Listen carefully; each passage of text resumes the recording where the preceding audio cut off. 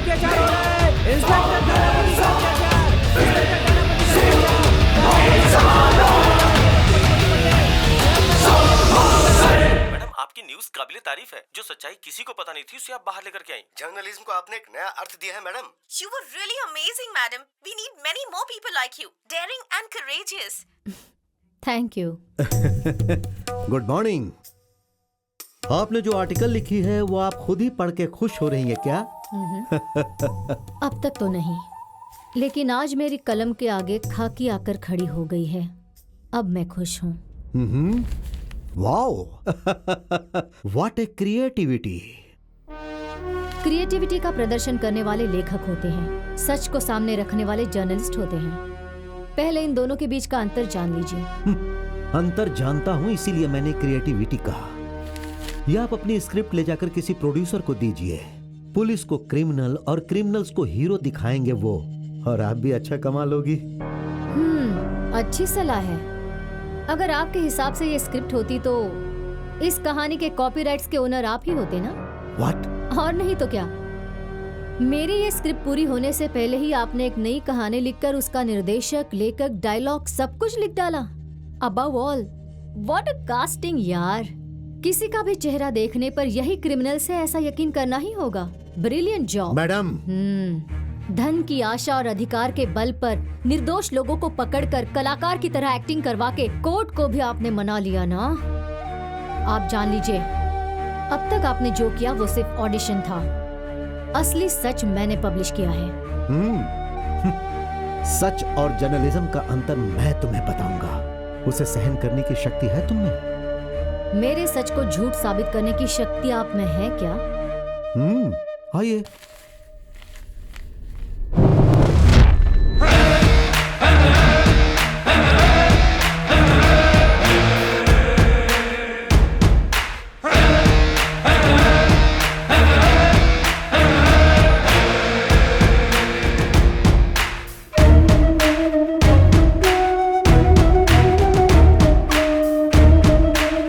दरवाजा खोलो। ओए, सब बाहर आओ।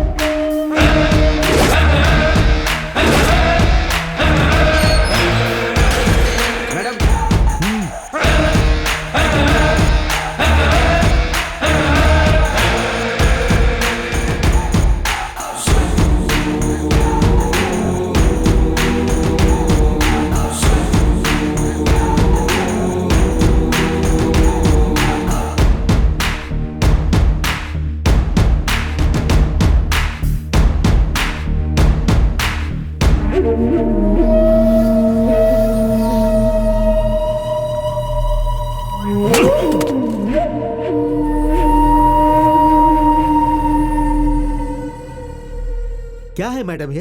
हाँ, निर्दोष लोगों को फंसाने की योजना मैंने बनाई। हाँ, अब तक आपने जो कुछ भी किया ना वो इंटरव्यू नहीं है।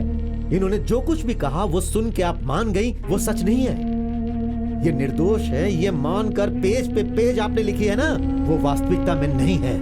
अधूरी जानकारी से कुछ भी लिख के आप जनता की नजरों में हमारी छवि खराब कर रही हैं। मेरी राय ऐसी बनी, इसलिए मैंने उसे जनता की राय बनाई। इनके आने वाली पीढ़ी को सर झुकाकर ना जीना पड़े, इसलिए मैंने पब्लिश किया। क्या कहा? वाह, आने वाली पीढ़ी। मैडम, 80 हत्याओं के 2 गवाह पैदा किया है मैंने, ऐसा आपने लिखा। 2 गवाह पैदा करने वाले के लिए 70 गवाह पैदा करना कोई बड़ी बात नहीं है, वो भी 5 साल में। मैडम, किस एंगल से देखने पर ये आपको निर्दोष नजर आ रहा है? हाँ, देखिए, इसकी शक्ल देखिए। हट यहाँ से, हट। तू इधर आ। ये कौन है पता है आपको? हाँ, उमेश रेड्डी। 14 रेप्स और मर्डर केस है इस पे। मानता है क्या? मानता है क्या? बोल। हाँ, बोल। हाँ, नहीं मानेगा? चल भाग। तू इधर आ। इस तरह आंखें फाड़ फाड़ कर क्या देख रहा है तू? मैडम, जानती हैं इसे सिर्फ 2 केस के कारण सजा मिली है, पर ऑफ द रिकॉर्ड की आवाज 30 है। चल जा। Sir please stop it. ओहो, आ जाओ। गला काटने वाली सावित्री यही है ना? औरत के नाम पर ये कलंक है मैडम। जान लेती है ये। साहब हमें कुछ भी पता नहीं है साहब, हम निर्दोष हैं साहब। आप ये बात जानते हैं साहब, फिर क्यों? तेरी तो फालतू बातें करता है, अपने आप को निर्दोष कहता है। निर्दोष है तू? रुकिए सर। हैं? तू निर्दोष है? बोल। सर छोड़ दीजिए सर। निर्दोष है सर, तू? सर छोड़िए सर। नहीं तुझे। छोड़िए छोड़िए हैं? सर। हट। क्या कर रहे हैं सर आप? प्रेस वालों के सामने मार रहे हैं। मैं आपको कंट्रोल कीजिए मैडम, सर। मेरी लिखी हुई 8000 चलो, चलो। पन्नों में से सिर्फ ए, 2 क्या है? पन्ने लेकर एक डायरेक्टर ने बहुत अच्छी फिल्म बनाई है। उसे सिर्फ इतना ही पता था, जनता को भी बस इतना ही पता चला। कलम की ताकत तलवार से भी ज्यादा है, ये मानकर जर्नलिज्म की पढ़ाई करके किसी भी 4 अपराधियों का इंटरव्यू लेकर और उसके साथ ऐसे कमीनों की बताई हुई कहानियों पर भरोसा करके हमने निर्दोष लोगों को फंसाया। ऐसा लिखने वाली आपको भी सिर्फ इतना ही पता है मैडम। मैं सच्चाई बताऊं क्या? सुनेंगी ना आप? मैडम, अपराध इन लोगों ने सिर्फ अभी नहीं किया है, वो इनके डीएनए में है मैडम। इनके दादा परदादा से परंपरा के रूप में आई हुई आदतें हैं ये। चल नीचे। इनके द्वारा किए हुए रक्तपात के गुनाहों का 80 साल का इतिहास है। सुनेंगे क्या आप? सुनेंगे क्या?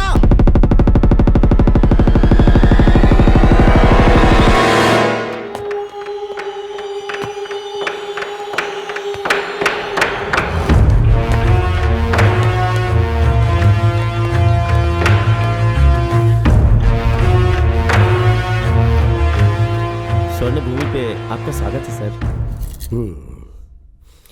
सोने की सुरक्षा करने के लिए मुझे यहाँ भेजा गया है। ये सब कैसे हो रहा है, कुछ पता है तुम्हें? सर वो लोग 4 पीढ़ियों से अभी तक चोरी ही करते आ रहे हैं सर। काम समुद्रा मद्रास जाने वाले मार्ग के बीच में ये स्टीम इंजन एक जगह पे स्लो हो जाता है सर। उसी मौके का फायदा उठा के ये लोग लूट लेते हैं सर। कितने लोग होंगे वो? ऐसे सर तकरीबन 40 लोग होंगे। हाँ हाँ सर। ठीक है, मुझे वो गांव देखना है, तैयारी करो। Yes sir.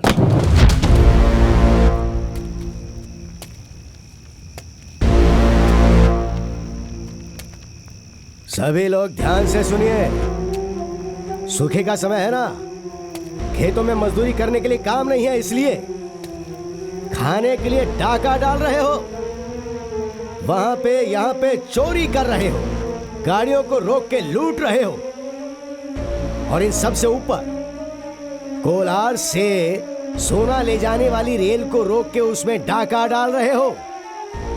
तुम सबको मार मार के जेल में डाल दूंगा। जिंदगी भर फिर तुम लोग वहीं सड़ते रहोगे। साहब, हमने कोई भी डाका नहीं डाला है साहब। यहाँ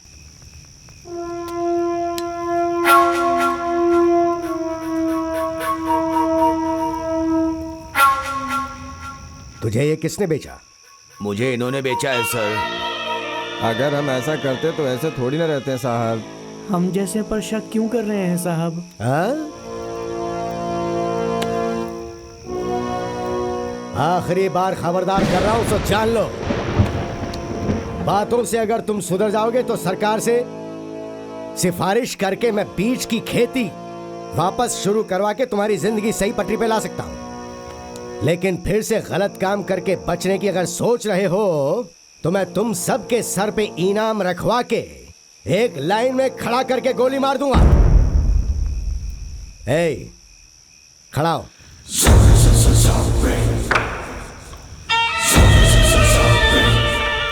कल से तुम सब ट्रेन के जाने के वक्त एक साथ पुलिस स्टेशन पर आकर हाजिरी दोगे।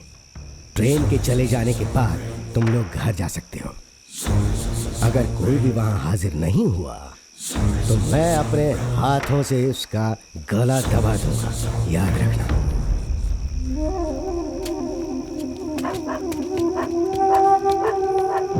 मुनियप्पा, आया हूँ साहब। तिमाया, आ रहा हूँ साहब। रमैया, यहीं पे हूँ साहब। रंगना। आया हूँ साहब। सर, पूरे 35 लोग आए हैं सर। मतलब सब के सब यही है ना? हाँ हाँ, सभी यही है सर।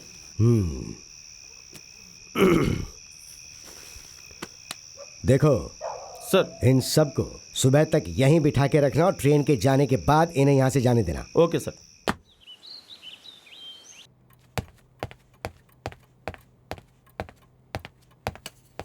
सर, कल वो लोग यहीं पे थे सर, फिर भी ट्रेन के 3 डब्बों से सोना चोरी हुआ है सर। मतलब तुम लोगों ने हाजिरी ठीक से नहीं लगवाई थी? सर वो गिनने के वक्त हाजिरी बराबर थी सर। लेकिन फिर भी कुछ लोग बच गए ना।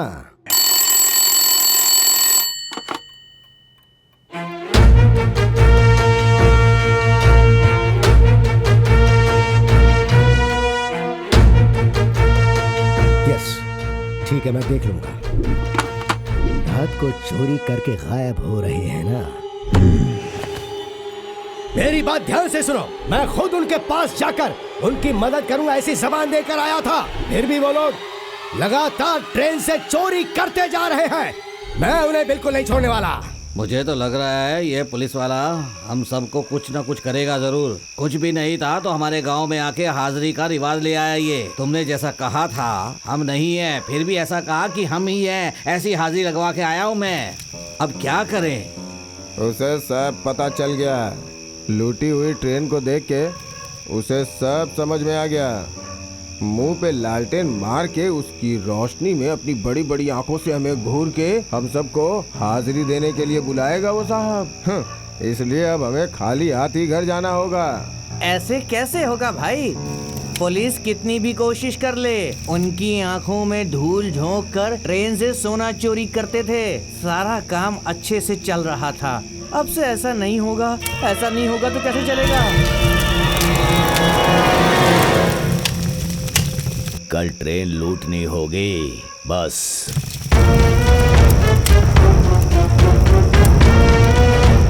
मैया साहब,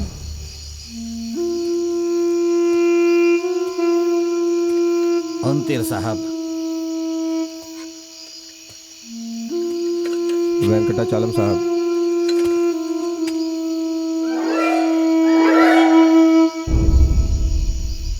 हाजिरी के वक्त धोखा देकर तू फिर से ट्रेन लूटने की सोच रहा है क्या? अब तेरे ये पैतरे बिल्कुल नहीं चलने वाले।